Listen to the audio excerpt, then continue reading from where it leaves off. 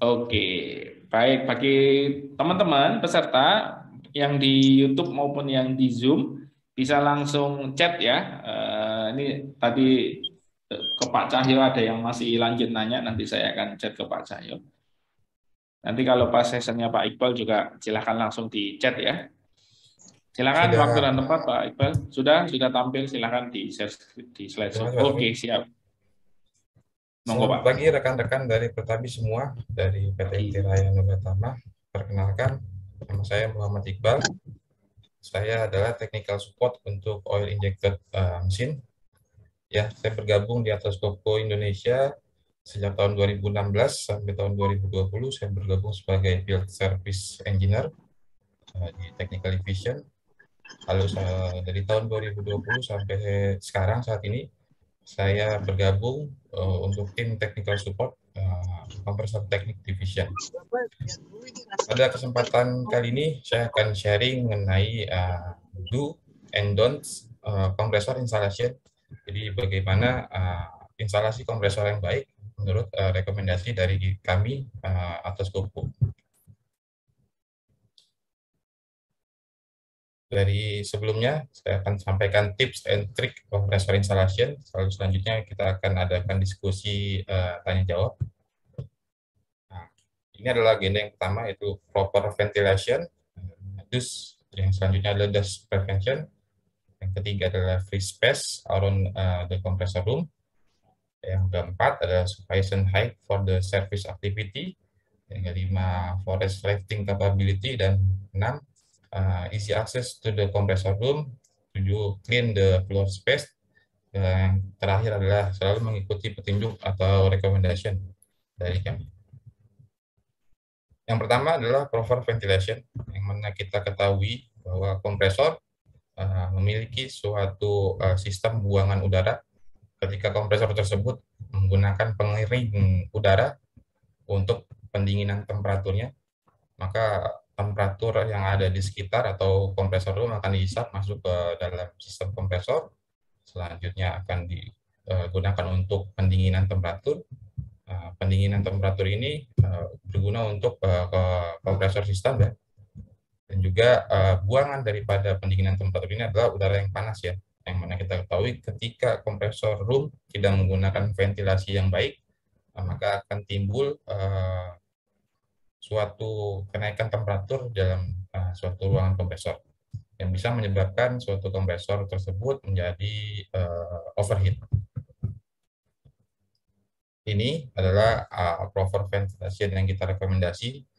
Jadi misalkan ketika suatu ruangan kompresor ditempatkan di suatu ruang tertentu, kita merekomendasikan menggunakan ventilasi yang baik, yaitu misalkan menggunakan ducting atas buangan udara panas yang dihasilkan dari kompresor, disalurkan menuju outlet daripada ruangan kompresor, dan ditambahkan misalkan ventilasi atau exhaust fan.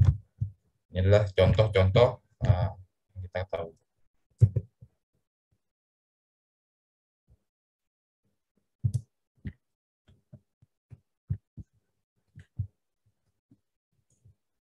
Ini yang kita rekomendasikan untuk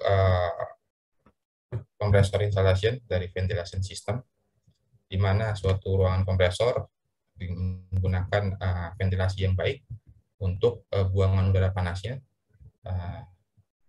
Jadi suatu mesin kompresor menggunakan satu buah ducting yang tersalurkan langsung ke outlet daripada ruangan kompresor. Kita lihat seperti dia. Ini adalah contoh yang kita rekomendasi. Selanjutnya, jarak antara ventilasi yang kita rekomendasikan juga terdapat pada instruction book dari masing-masing mesin kompresor ya, yaitu kurang lebih tingginya tidak boleh lebih dari 1 meter dan panjangnya tidak boleh lebih dari 2,5 meter, yang berfungsi untuk maksimal flow daripada buangan exhaust fan daripada mesin kompresor. Jadi ketika ventilasi terlalu tinggi ductingnya atau terlalu panjang, pembuangan udara panas tersebut akan mengakibatkan juga kenaikan temperatur yang disebabkan dari pembuangan sistem kompresor. Sebagai contoh, ini adalah instalasi daripada ventilation kompresor yang tidak kita rekomendasikan, di mana kita bisa lihat di sini suatu buangan ducting daripada mesin kompresor adalah berdiameter besar ya, instalasi ductingnya, lalu dia berbentuk mengerucut dan berbelok banyak untuk selanjutnya dialirkan ke outlet daripada kompresor room. Di sini kita ketahui udara panas tersebut harusnya dapat teralirkan dengan baik. Ketika terjadinya di sini pengecilan ruang, dia bisa menyebabkan kenaikan temperatur yang bisa menyebabkan kompresor tersebut menjadi overheat. Maka itu kita tidak merekomendasikan ventilasi yang tidak baik seperti ini. Selanjutnya, ventilasi yang didesain atau digunakan secara paralel seperti ini. Jadi di mana kita bisa lihat kompresor 1, kompresor 2, kompresor 3, dan kompresor 4 digunakan ventilasi yang paralel atau menjadikan satu pembuangan hot air-nya, yang mana kita ketahui ketika kompresor 1 sedang running atau kompresor 2 yang standby atau stop, itu bisa menyebabkan pembuangan udara panas dari kompresor 1 bisa masuk ke dalam kompresor 2 yang bisa menyebabkan tadi overheat pada sistem atau mesin kompresor. Maka dari itu ventilasi yang seperti ini itu tidak kita rekomendasikan, karena itu dia bisa menjadi pengaruh dampak daripada pembuangan udara panas daripada kompresor.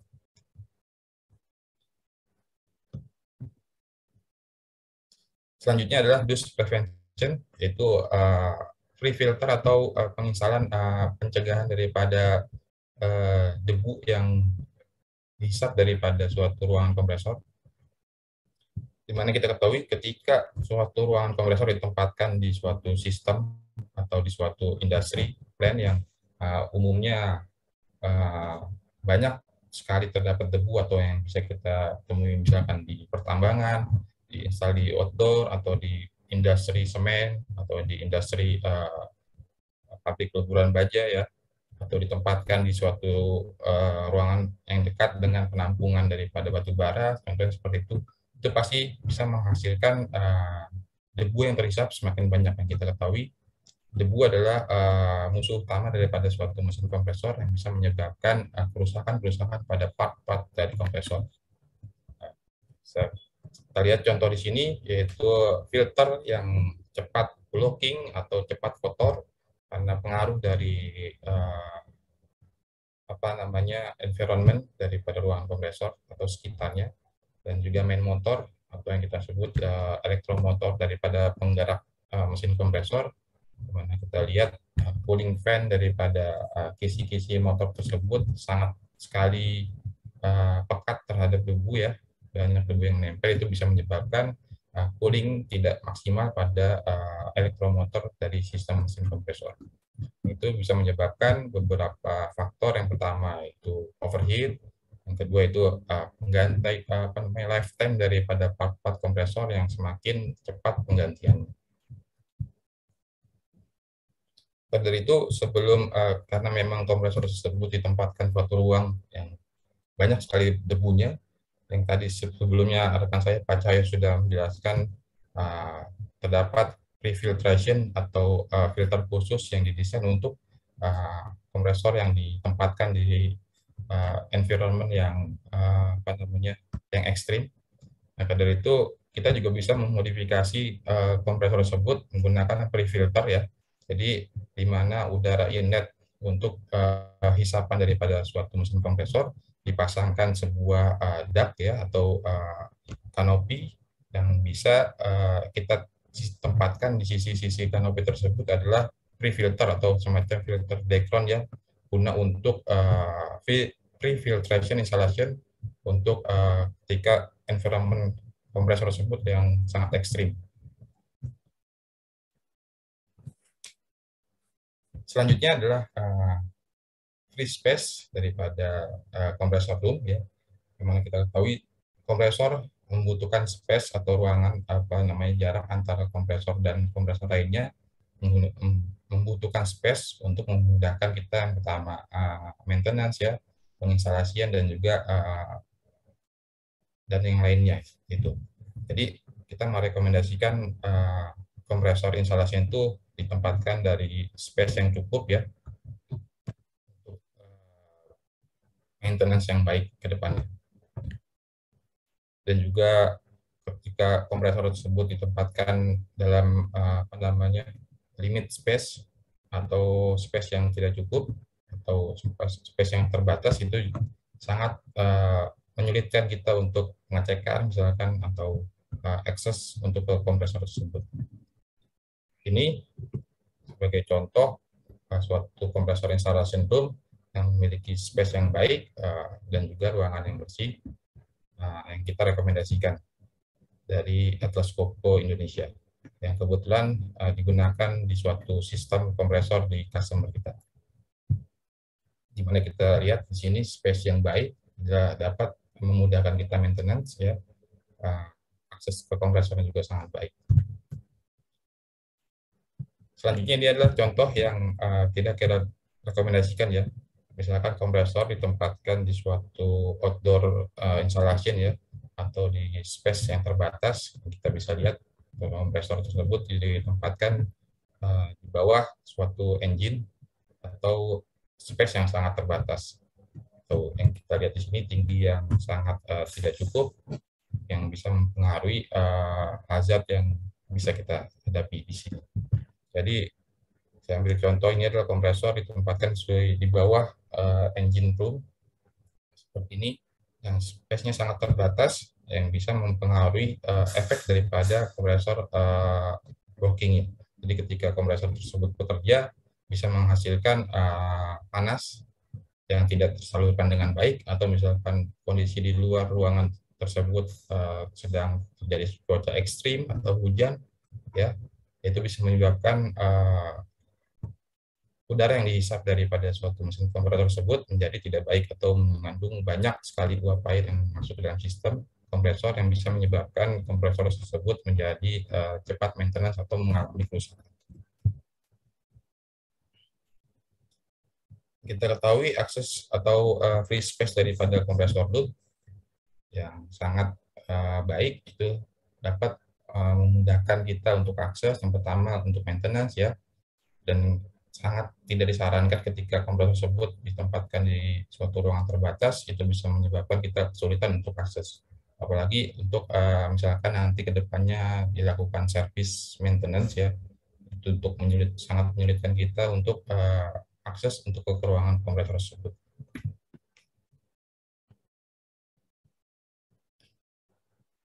Selanjutnya adalah sufficient height dari service activity.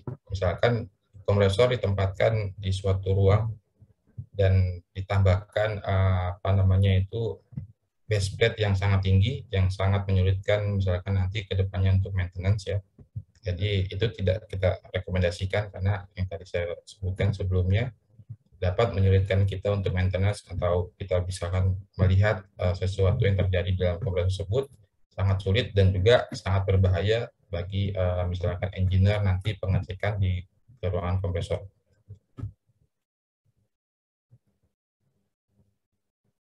Selanjutnya adalah forest for lifting capability ya.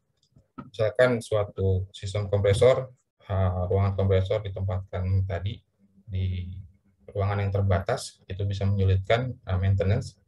Yang pertama misalkan contohnya di sini ketika ada penggantian part atau main part yang umumnya pada part kompresor tersebut adalah part yang berat ya dan juga besar. Ketika ruangan kompresor tersebut sangat terbatas, itu sangat menyulitkan kita untuk instalasi part tersebut, contohnya seperti itu. Dan juga tidak adanya lifting tool daripada ruangan kompresor yang sangat membebani pekerjaan ketika kita melakukan maintenance nanti. Ini misalkan suatu ruangan kompresor yang tidak memiliki lifting tool, kita juga bisa merekomendasikan lifting tool untuk alat angkat-angkut daripada mesin kompresor tersebut. Ketika part yang berat mengalami kerusakan atau mengalami maintenance, kita bisa memudahkan pekerjaan kita, dan juga dari sisi safety pekerjaan juga akan lebih baik.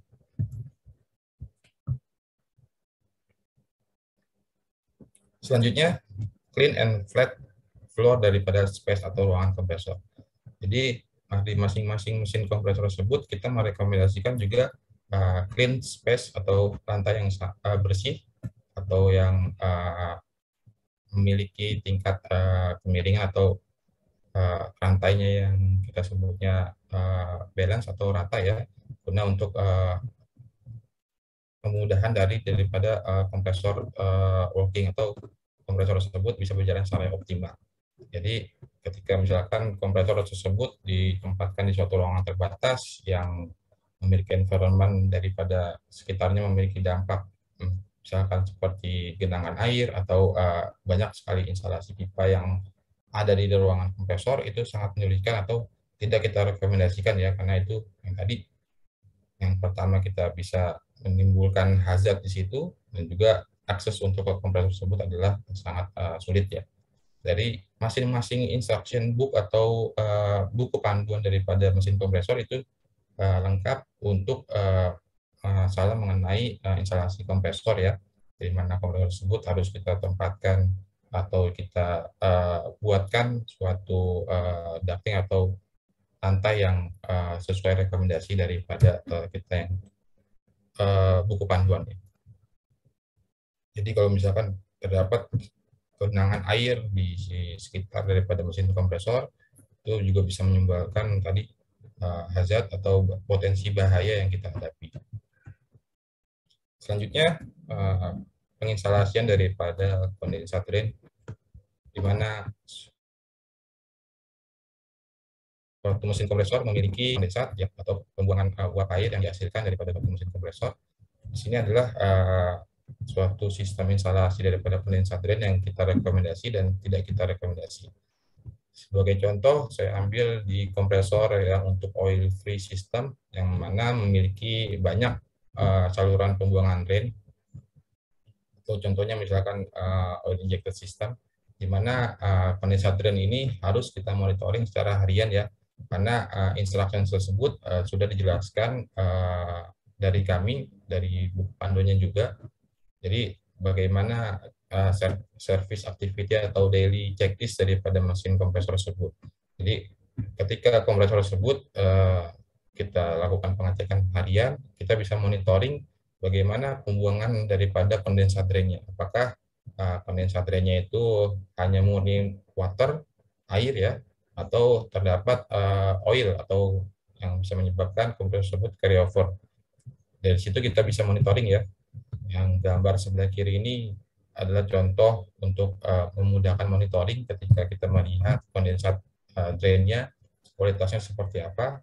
Dan kalau misalkan diinstal seperti yang sebelah kanan itu tidak kita rekomendasikan, karena itu kita sangat menyulitkan untuk melihat daripada kondensat drain daripada suatu sistem kompresor. Jika misalkan kompresor yang terjadi overheat sistemnya yang menyebabkan oil atau kandungan oil yang terbawa ke pemakaian yang menyebabkan oil capacity yang di dalam kompresor itu akan habis, itu bisa kita lihat daripada kondensat drain. Jadi ini adalah sebagai contoh penginstalasian kondensat drain yang kita rekomendasikan dan juga yang tidak kita rekomendasikan. Selanjutnya connection type, connection requirement ya. Jadi sebagai contoh di sini saya ambil contoh ketika kompresor tersebut ditempatkan paralel dengan kompresor yang lain ya, atau dipasang bagian check valve di bagian outlet daripada air kompresor, itu tidak kita rekomendasikan ya, karena itu akan mempengaruhi sistem kerja dari kompresor yang menyebabkan loading dan unloading kompresor yang menjadi cepat akibat kemungkinan dari tertutupnya bagian valve di sini. Yang sebagai contoh, misalkan seperti ini kompresor running dengan settingan pressure yang ditetapkan yaitu misalkan 8 bar. Ketika dia sudah running sampai 8 bar, dia sudah mengisi tangki reservoir ya sampai 8 bar.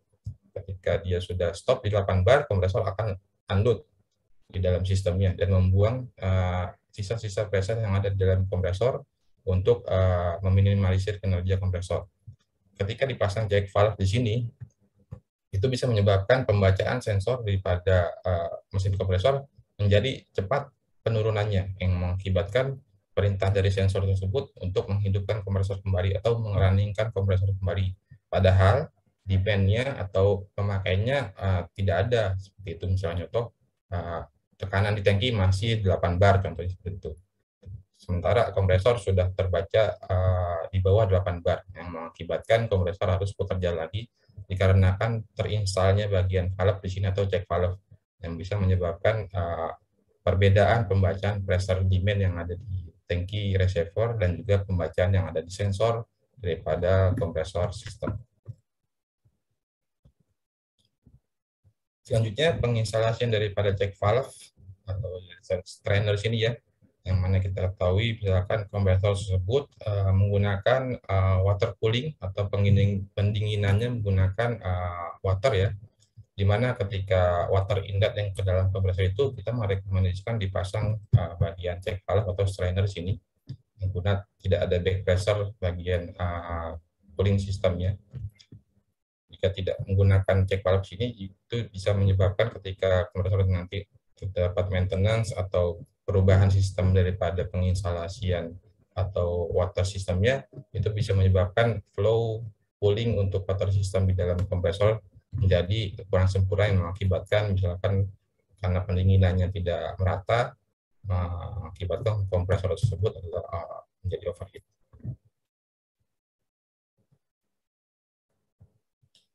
Yang bisa kita lihat di sini, bagian strainer tersebut tidak menggunakan bypass valve ya, atau check valve tersebut tidak menggunakan bypass valve. Itu sangat kita rekomendasikan guna untuk apa namanya tadi, cooling flow daripada sistem air kompresor tersebut menjadi baik.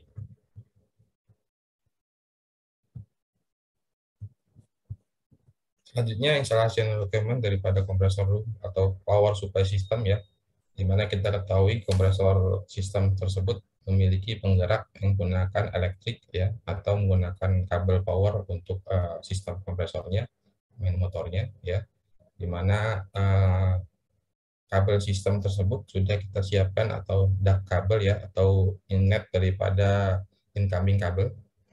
Jadi ketika suatu mesin kompresor tidak menggunakan inlet kabel atau suatu ducting yang bagus, 4 kabel yang bagus, itu tidak kita rekomendasikan ya, karena itu bisa menyebabkan beberapa efek di dalam bagian electrical part daripada kompresor. Yang kita lihat contoh sebelah kanan ini tidak kita rekomendasikan ya.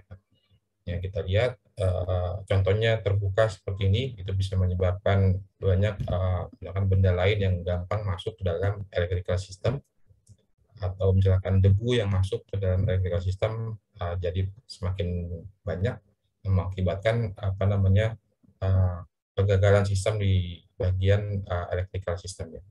Maka dari itu kita merekomendasikan penginstalasian power supply kabel yang baik guna untuk meminimalisir adanya gangguan dari eksternal daripada suatu mesin kompresor.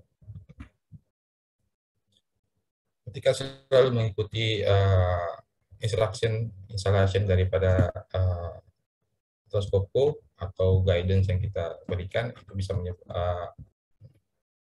bisa mempengaruhi terhadap kinerja kompresor yang tadi. Jadi ketika tidak mengikuti daripada instruksi yang kita buat, itu bisa menyebabkan tadi gangguan-gangguan daripada suatu mesin kompresor yang lain. Demikian daripada sesi sharing dari webinar ini untuk tips and trick do and don'ts kompresor installation. Jika ada pertanyaan, saya serahkan ya, terima kasih kepada moderator. Terima kasih Pak Iqbal. Ini sudah ada banyak ini yang chat ke kami untuk bisa ditanyakan. Mungkin 2 dulu ya, karena 2A, 2B ini. Oke, jadi Pak Iqbal dari Pak Amrih Widagdo, Pak Iqbal, tadi dijelasin untuk masalah pemasangan tadi ya, dan juga di do and don'ts-nya yang di ruangan terutama. Apakah ada spesifikasi khusus Pak untuk kekuatan pondasi di masing-masing tipe? Apakah mungkin ada hubungannya sama besarnya kompresor dan sebagainya? Ada nggak Pak untuk referensi pondasi?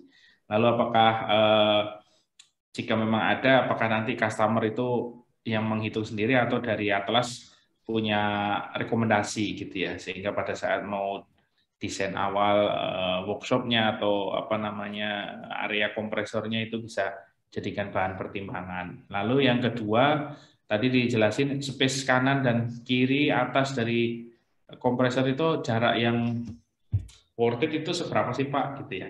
Sesuai spesifikasi itu nyambung sama pertanyaannya Pak Dwi Santosa. Jadi untuk instalasi antara kompresor dengan air tank, terutama yang big capacity ya Pak ya, jarak yang cukup untuk instalasi antara keduanya tadi Pak.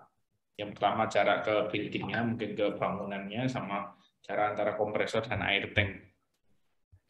Silakan Pak, Baik. Pak Iqbal. Terima kasih. Tommy, saya akan menjawab pertanyaan yang pertama, yaitu spek daripada fondasi yang harus dilakukan atau harus yang disiapkan.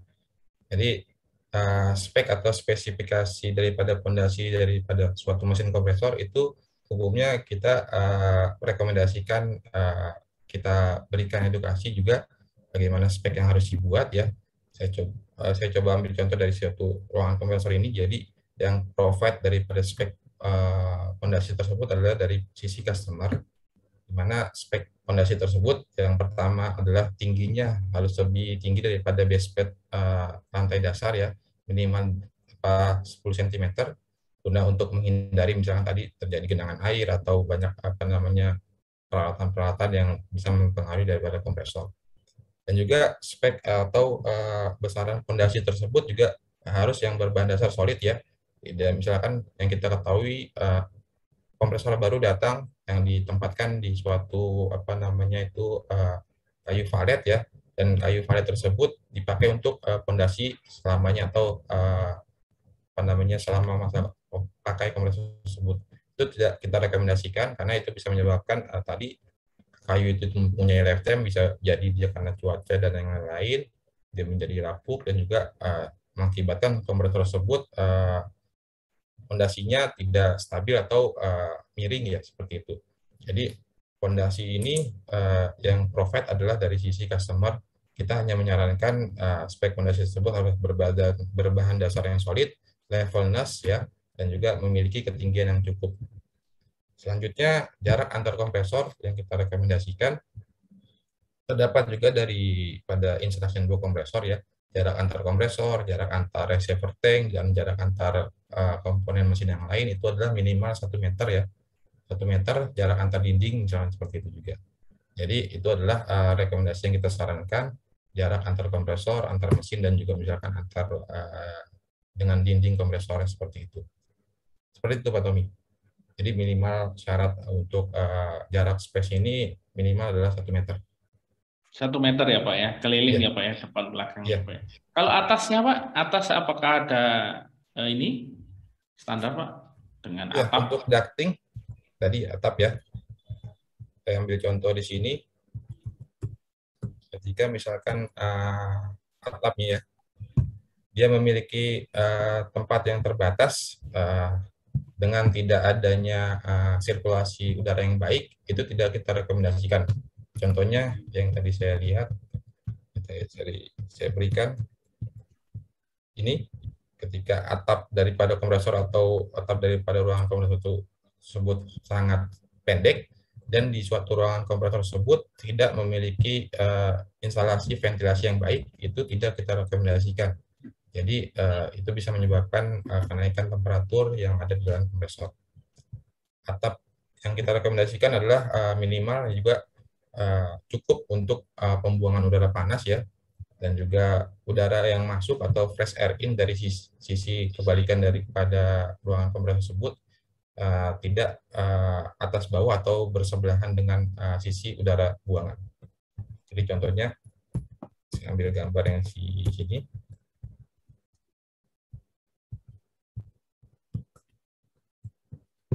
Ini adalah contoh, misalkan suatu kompresor ditempatkan di suatu ruang yang atapnya misalkan pendek. Ketika atap tersebut pendek tapi ada ventilasi yang baik, udara air in bersebelahan dengan udara air out, itu masih masuk kategori untuk penginstalasian di suatu ruangan kompresor. Tapi ketika suatu kompresor ditempatkan di suatu ruangan yang tidak memiliki ventilasi yang baik atau yang tertutup, itu tidak kita rekomendasikan karena bisa menyebabkan kenaikan temperatur dari ruangan kompresor tersebut. Seperti itu Pak Taufik. Oke, baik. Nah, berarti itu tadi sudah menjawab untuk dari sisi jarak. Jadi Tadi ada sempat di-share terkait pemasangan nih, Pak Iqbal. Ada pertanyaan dari Pak Eduardo terkait pemasangan cek valve pada air kompresor. Mohon bisa diulang lagi penjelasannya. Gimana sih kok cek valve itu bisa mempengaruhi deviasi pembacaan air pressure itu bagaimana gitu? Oke, saya ulangi di bagian cek valve ini ya. Misalkan Silakan Pak. ketika kompresor tersebut dipasang cek valve setelah daripada outlet kompresor ya, atau setelah ball valve daripada uh, valve outlet kompresor sebelum selanjutnya dialirkan menuju reservoir tank atau sebelum dilanjutkan menuju line filter atau dryer. Jadi ketika kompresor tersebut bekerja sesuai dengan settingannya yang tadi saya ambil contoh, misalkan di setting unloadnya di 8 bar, di loadingnya misalkan di 7 bar, ketika dia sudah mengisi udara bertekanan sampai 8 bar, mengisi reservoir tank di bagian sana misalkan seperti itu, reservoir tank sudah terisi sampai dengan 8 bar. Ketika diinstal di sini cek valve kan gunanya untuk tidak ada back pressure dalam sistem ya. Ketika kompresor tersebut unload atau stop, cek valve ini kan menutup. Jadi dalam sistem kompresor dia terdapat release valve atau release pressure ketika kompresor tersebut unload. Karena sensor daripada pembacaan pressure tersebut ditempatkan di dalam mesin kompresor, ketika kompresor tersebut unload, dia merilis pressure sangat cepat, dan di sini terdapat check valve seperti itu. Jadi perbedaan pressure dibaca oleh sensor tersebut mengakibatkan kompresor tersebut running kembali atau loading kembali, mengisi tekanan sampai 8 bar kembali. Sedangkan reservoir tank atau tangki penyimpanan itu masih full di 8 bar. Itu mengakibatkan tadi yang saya bilang loading dan unloading kompresor yang terlalu cepat, yang mengakibatkan lifetime daripada part-part yang bergerak di dalam sistem kompresor menjadi lebih cepat. Makanya itu tidak kita rekomendasikan dipasang check valve di bagian daripada outlet kompresor sebelum menuju ke reservoir tank. Seperti itu Pak Tommy penjelasan. Oke. Berarti pertanyaan satu lagi nih dari Pak Hiaur Rohman. Berarti jika kompresor itu dipasang di daerah dengan kandungan air udara tinggi, gitu ya Pak ya. Oke. Apakah ada standar kapan kita perlu memasang scrubber, Pak? Oke. Ketika kompresor ditempatkan di suatu ruangan atau di suatu tempat yang humidity-nya tinggi, yang notabene mengandung banyak uap air ya Pak, contohnya seperti itu. Scrubber itu ketika humidity-nya tinggi, itu kan berbeda dengan environment-nya juga. Misalkan humidity-nya tinggi tapi tidak berdebu, itu tidak perlu menggunakan strainer seperti itu. Jadi strainer untuk pre-filter itu kita gunakan ketika environment kompresor tersebut ekstrim. Sebelumnya saya jelaskan tadi, ketika ruangan kompresor ditempatkan bersebelahan dengan penyimpanan daripada batu bara, atau ditempatkan di lapangan di pertambangan, atau ditempatkan di suatu ruangan yang memang industrial daripada semen industri atau pabrikasi atau peleburan besi, itu kita rekomendasikan dipasang pre-filter, gunanya untuk menyaring partikel-partikel kotoran yang besar. Pertama, untuk suatu kompresor tidak bagian daripada filter kompresor tidak melakukan maintenance dengan lebih cepat. Jadi kelembapan udara itu beda dengan debu yang ada daripada kompresor. Ketika misalkan yang tadi ditanyakan humidity atau kelembapan udaranya tinggi atau banyak mengandung uap air, itu akan mempengaruhi terhadap kinerja kompresor, yaitu pembuangan dari kondensat drain-nya. Ketika kondensat drain tersebut tidak kita maintenance setiap hari atau kita tidak cek setiap harinya misalnya seperti itu, karena kompresor tersebut misalkan sering stop atau sering load unload, pemakaian sedikit, itu bisa menyebabkan kondensat drain daripada sistem kompresor tersebut menjadi lebih banyak ketika udara temperatur memiliki kelembapan yang sangat tinggi atau memiliki uap air yang sangat tinggi. Seperti itu, Pak. Oke, berarti kalau untuk yang di outdoor, ada pertanyaan berikutnya ini Pak Ahmad Masudi. Berarti kalau yang di outdoor itu ventilasi apakah juga sebagai hal yang mandatori untuk di manage atau hanya khusus untuk yang di indoor ya Pak Iqbal? Oke. Yang ventilasi daripada outdoor kompresor sistem ya Pak. Jadi ketika kompresor tersebut ditempatkan di outdoor system, itu hanya membutuhkan pelindung atap ya Pak, agar tidak terkena efek daripada misalkan hujan ya Pak, seperti itu, yang bisa masuk langsung ke dalam kompresor ini. Jadi, dia memiliki atap yang cukup melindungi semua sisi bagian kompresor ya. Ketika atap tersebut sudah cukup melindungi semua bagian dari sisi kompresor, karena dia ditempatkan di sisi outdoor, karena kan sirkulasinya menggunakan sirkulasi daripada outdoor ya Pak, tidak menggunakan instalasi ducting lagi, maka itu tidak perlu menggunakan ventilasi tambahan lagi, karena dia digunakan di sisi bagian outdoor. Yang penting atap daripada kompresor tersebut tingginya cukup dan bisa menutupi semua bagian daripada kompresor. Dan juga spesifikasi kompresor outdoor kita juga berbeda dengan kompresor indoor, seperti itu Pak. Oke, jadi memang benar-benar yang mandatory ventilasi itu adalah yang di Di indoor. bagian indoor ya Pak, seperti ini. Betul, oke. Oke, Bapak, mohon maaf untuk yang pertanyaan yang masih masuk nanti akan dijawab via chat oleh Pak Iqbal ketika sambil proses berjalannya waktu. Jika memang nanti nggak ke Uber, waktu tetap tidak mencukupi, kita akan fasilitasi untuk dijawab via email gitu ya. Nanti kami akan kirim jawabannya dari Bapak untuk email. Tadi Pak Cahyo sudah menjawab yang pertanyaan yang pertanyaan yang sebelumnya gitu ya. Oke Pak Iqbal, terima kasih untuk pemaparannya. Terima kasih banyak juga Pak Tommy, dan terima kasih banyak juga rekan-rekan dari Pertabi, sukses selalu. Sukses selalu Pak Iqbal. Baik, Bapak. Oke, sebentar. Oke, terima kasih Pak Iqbal untuk pemaparannya. Selanjutnya kita